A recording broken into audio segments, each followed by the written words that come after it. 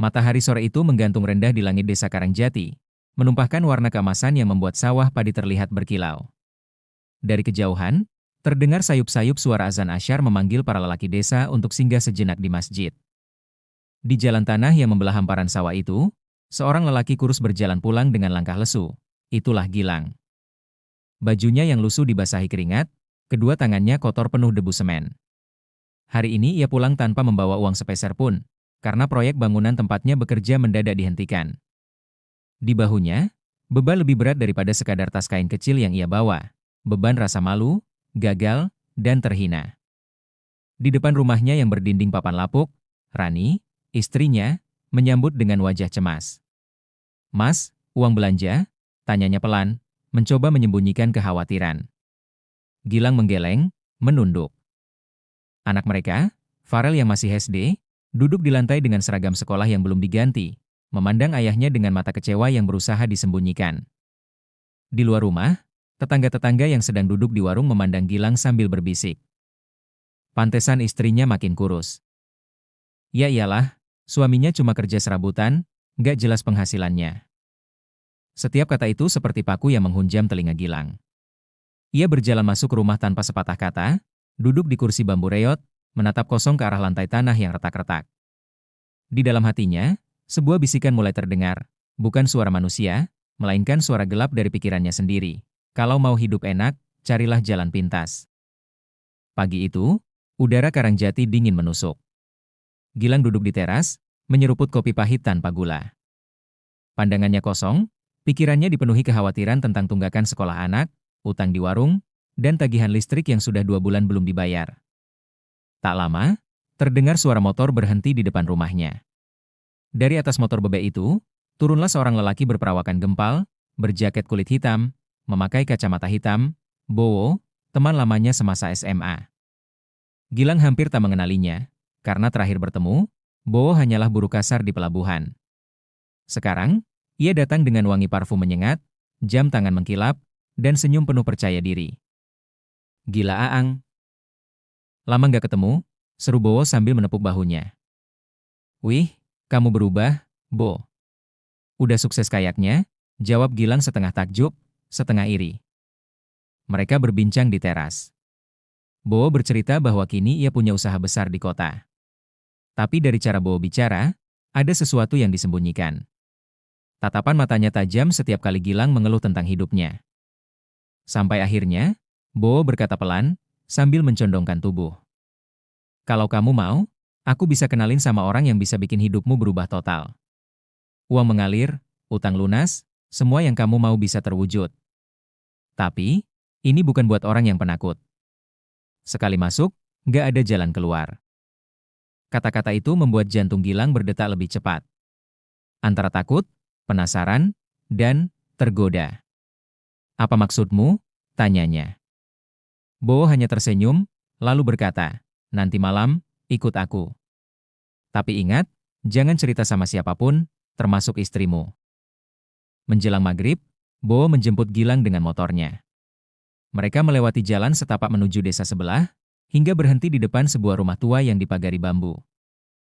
Rumah itu tampak seperti rumah biasa dari luar, namun suasananya berbeda, sunyi, seperti terpisah dari dunia sekitar. Begitu pintu dibuka, aroma kemenyan bercampur bunga melati langsung menyergap. Di ruang tamu remang-remang itu, duduklah seorang pria sepuh bersorban putih, mengenakan kain jarik, dan memegang tasbih. Tatapannya tajam, menusuk langsung ke jiwa Gilang. "Kamu datang bukan karena ingin kaya, tapi karena ingin membungkam hinaan orang, iya?" Suara Mbah Karto terdengar berat, namun jelas. Gilang terkejut, ia belum mengatakan apapun. "Aku bisa membantumu. Tapi ada harga yang harus dibayar," lanjutnya sambil mengambil sebuah bungkusan kain hitam, diikat dengan benang merah. "Bawa ini pulang. Kubur di belakang rumahmu, tepat di bawah pohon pisang. Jangan dibuka. Malam ini, dia akan datang." Dada Gilang berdegup kencang. Kata dia bergema di kepalanya, namun rasa penasaran telah mengalahkan logika. Ia menerima bungkusan itu dengan tangan gemetar, tanpa tahu bahwa malam ini adalah pintu pertama menuju dunia yang tak akan pernah membiarkannya kembali. Malam itu, langit desa Karangjati pekat tanpa bintang. Angin berhembus pelan, membuat dedaunan pisang di belakang rumah Gilang bergesekan pelan, seperti bisikan samar. Gilang sudah melakukan apa yang diperintahkan Mbah Karto. Bungkusan kain hitam itu ia kubur di bawah pohon pisang, tepat saat senja mulai merayap. Di dalam rumah, lampu Petromax menyala redup. Rani sudah terlelap bersama Farel di kamar. Gilang sendiri duduk di ruang tengah, mencoba memejamkan mata, tapi pikirannya gelisah. Kata-kata, dia akan datang, terus terngiang di telinganya. Sekitar pukul 12 malam, suasana berubah aneh. Angin yang semula sepai-sepai mendadak hilang sama sekali. Hening. Terlalu hening, sampai bunyi detak jam dinding terdengar seperti palu yang menghantam. Lalu, tok, tok, tok, terdengar ketukan pelan di pintu belakang. Jantung Gilang berdegup kencang. Dengan langkah pelan, ia menuju dapur. Ketukan itu semakin jelas, disusul suara gesekan lembut seperti kain diseret di lantai. Tanpa sadar, tangannya memutar kunci pintu. Begitu pintu terbuka, aroma melati menyengat langsung menyerbu hidungnya. Di hadapannya berdiri seorang wanita muda berwajah sempurna. Kulitnya putih pucat, bibir merah merekah, mata hitam berkilau seperti menyimpan rahasia. Rambutnya panjang terurai, berkilau di bawah cahaya remang. Ia mengenakan kebaya hijau dengan kain batik yang membalut pinggangnya. Gilang, suaranya lembut, tapi setiap kata terasa berat dan dingin. Aku datang untuk memenuhi keinginanmu. Gilang terpaku, mulutnya kering. Kak, kamu siapa? Wanita itu tersenyum tipis, matanya menusuk dalam. Aku yang akan membawakanmu rezeki. Tapi ada syarat, siapkan satu kamar kosong untukku. Tidak boleh dimasuki siapapun. Tidak boleh diganggu, apapun yang kamu dengar. Gilang tak mampu menolak. Entah mengapa, tubuhnya seperti lumpuh di bawah tatapan wanita itu. Ia mengangguk. Wanita itu kemudian melangkah masuk, dan yang membuat Gilang terperanjat, dari bawah kain batiknya, terdengar suara SSSS hahaha, desisan panjang, seperti seekor ular raksasa yang menggesek lantai. Malam itu, setelah wanita itu masuk ke kamar kosong di ujung rumah, Gilang terbaring dengan pikiran berkecamuk. Namun menjelang subuh, ia dikejutkan oleh sesuatu. Di atas meja ruang tengah, ada tumpukan uang 100 ribuan yang tidak pernah ada sebelumnya. Gilang hanya bisa menatapnya dengan campuran takjub dan takut, tanpa menyadari bahwa ia baru saja menginjakan kaki di jalan yang tak akan pernah membawanya kembali pulang. Hari-hari setelah kedatangan wanita misterius itu berjalan dengan cara yang mustahil dijelaskan dengan logika. Setiap pagi, Gilang menemukan lembaran uang 100 ribuan di laci meja ruang tengah, jumlahnya selalu bertambah. Kadang hanya beberapa lembar, kadang bisa setebal dompet penuh. Tidak pernah ada yang tahu dari mana datangnya.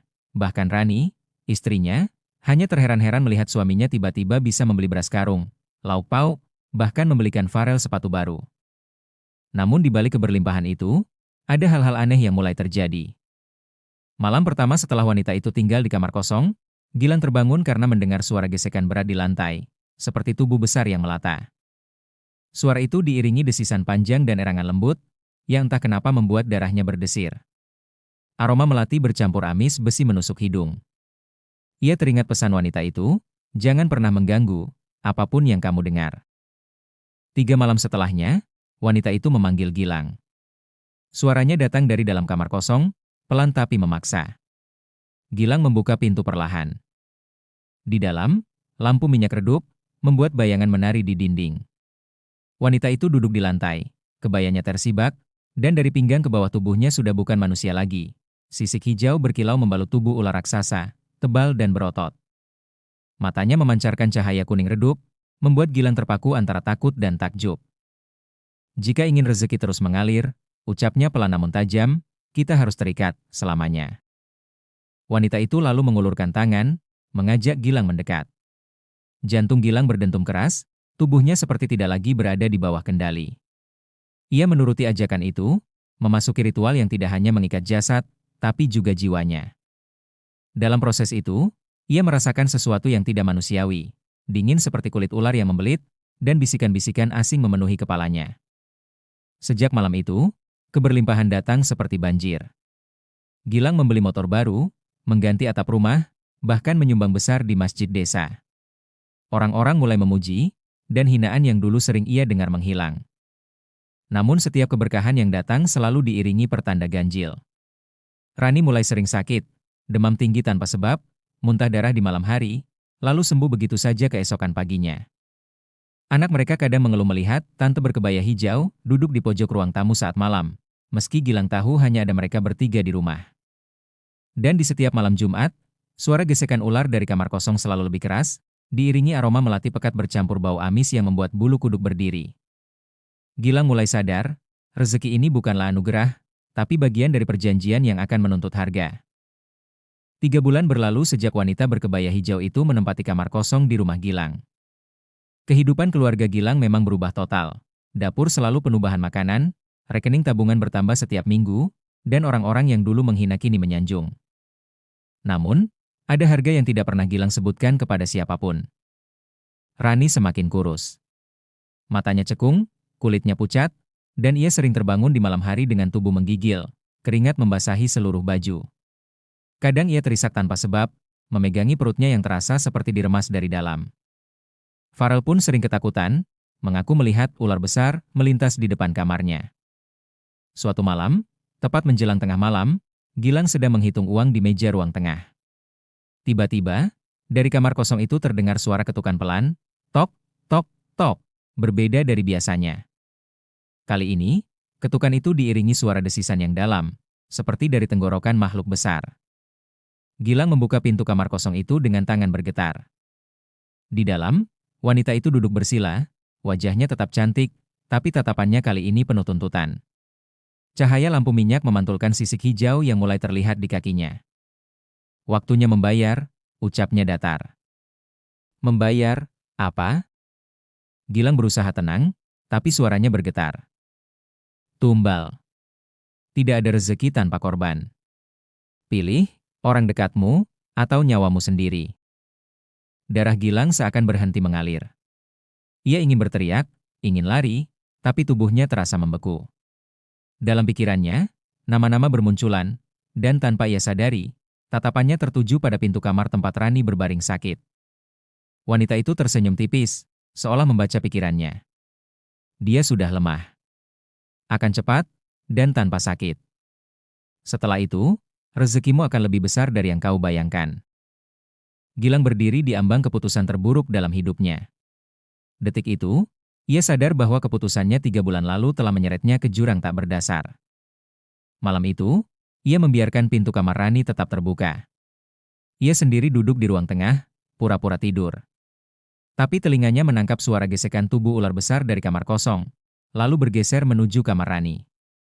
Tak ada teriakan, tak ada suara benturan. Hanya hening, dan aroma melati pekat bercampur amis darah yang menyusup sampai ke paru-parunya. Saat subuh tiba, Gilang masuk ke kamar dan mendapati Rani terbaring kaku. Wajahnya pucat, bibirnya membiru. Di samping tubuhnya, tergeletak sehelai sisik hijau berkilau. Gilang berlutut, memeluk jasad istrinya, tapi air matanya tak bisa keluar. Di dalam hatinya, rasa bersalah bercampur dengan rasa takut, takut pada makhluk yang kini benar-benar memegang kendali atas hidupnya. Sejak kematian Rani, rumah Gilang tak pernah benar-benar tenang. Malam-malam terasa lebih berat, seolah udara di dalam rumah dipenuhi sesuatu yang tak terlihat. Farel kini tinggal bersama neneknya di desa lain, meninggalkan Gilang sendirian. Kekayaan Gilang justru semakin melimpah setelah Rani tiada. Motor barunya bertambah 2, emas dan perhiasan memenuhi lemari. Tapi semua itu terasa hampa. Setiap malam, Gilang bermimpi Rani berdiri di ujung tempat tidurnya. Matanya kosong, bibirnya membiru, tubuhnya dibelit ular raksasa bersisik hijau. Dalam mimpi itu, Rani selalu berbisik, "Gil, giliranmu akan datang." Semakin lama, teror itu bukan hanya datang dalam mimpi. Di siang bolong, Gilang kadang melihat bayangan ular melintas di dinding. Saat makan, ia mendapati nasi di piring berubah menjadi belatung, lalu kembali normal dalam sekejap. Aroma melati yang pekat kini tercium hampir setiap saat, bahkan saat ia berada di luar rumah. Tak tahan lagi, Gilang memutuskan mencari bantuan. Ia pergi ke desa tetangga, menemui Ustaz Hasan, seorang ahli ruqyah yang dikenal mampu menangani gangguan sihir dan jin. Begitu masuk, Ustaz Hasan menatapnya lama. "Kamu membawa sesuatu yang bukan dari dunia ini. Tinggalkan semua yang kamu terima darinya, kalau tidak, nyawamu taruhannya." Ritual ruqyah dimulai. Ustaz Hasan membacakan ayat-ayat Al-Quran, Al-Fatihah, ayat kursi, Al-Ikhlas, Al-Falah, dan An-Nas. Baru beberapa menit, tubuh Gilang bergetar hebat. Suaranya berubah parau, matanya memerah. Dari mulutnya keluar tawa perempuan yang bukan miliknya sendiri. Tiba-tiba, Gilang memuntahkan sesuatu. 3 gulungan kain hitam basah, masing-masing berisi rambut panjang, potongan kuku, dan gumpalan darah kering. Bau busuk menyengat ruangan. Ustaz Hasan segera membakar semua itu sambil melanjutkan bacaan ruqyah. Begitu ritual selesai, Gilang ambruk. Nafasnya terengah-engah, tubuhnya lemas. Keesokan paginya, semua harta yang ia dapat dari pesugihan lenyap. Motor dan perhiasan hilang begitu saja, uang di rumah menguap entah kemana. Rumahnya yang sempat diperbaiki kini tampak reot kembali, seperti ditelan waktu dalam semalam. Gilang memilih meninggalkan rumah itu. Ia menghabiskan hari-harinya di masjid, sholat 5 waktu, berpuasa, dan meminta ampunan Allah. Namun, bayangan Rani yang dibelit ular raksasa kadang masih muncul di sudut matanya, seolah mengingatkan bahwa sebagian dosa tak bisa dihapus begitu saja. Kisah Gilang menyebar di Desa Karangjati sebagai pelajaran pahit. Kekayaan instan dari jalan batil hanyalah jerat. Allah telah mengingatkan dalam Quran Surat Al-Baqarah ayat 188. Dan janganlah kamu memakan harta di antara kamu dengan jalan yang batil. Tak ada keberkahan dari perjanjian dengan jin, santet, susuk, atau pesugihan. Semua itu hanya meminjamkan kebahagiaan sementara, lalu menagihnya dengan harga yang jauh lebih mahal, nyawa, iman, dan ketenangan hidup.